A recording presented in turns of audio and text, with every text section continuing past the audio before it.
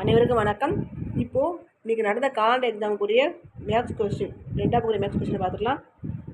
முதல் கொஸ்டின், பூக்களை எண்ணி எழுதுக. இதை எண்ணி பார்த்தா 47 பூக்கள் உள்ளன. 38 இவ்வாறு எழுதலாம். ஆப்ஷன் 30 × 8.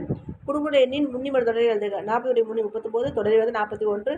47 விட சிறிய எண் எது? 46. கூட்டுக. 24ஐயும் 15ஐயும் கூட்டினா 39, அதோட 32ஐயும் 17ஐயும் கூட்டினா 49.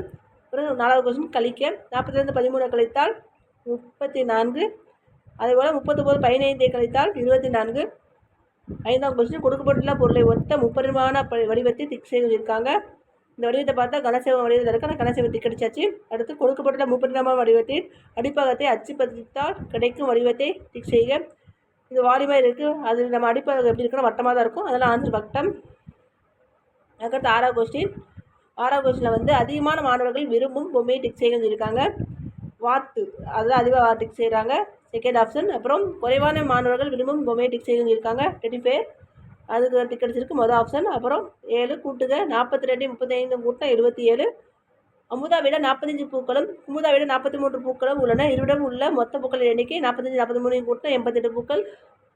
8வது கொஸ்டின், கழிக்க. 87 54 கழிச்சா 33. கவிதாவிடம் 78 புத்தகங்கள் உள்ளன. அவற்றில் 26 புத்தகங்களை தன் தங்கைக்கு கொடுத்து விட்டால் எனில் கவிதாவில் மீதமுள்ள புத்தகங்கள் எண்ணிக்கை எத்தனை கேட்க மீதமுள்ள கேட்டாலே கழிக்கணும். இப்போ 78 26 கழித்து 52 புத்தகங்கள், ஆப்ஷன். அடுத்து 9th, கொடுக்கப்பட்டுள்ள பொருளை அளக்க உதவும் பொருத்தமான திட்ட அழகை டிக் செய்ய இருக்காங்க.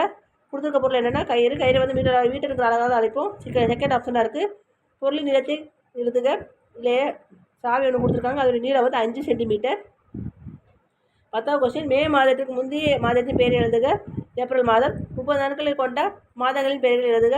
April, June, September, November. Thank you friends.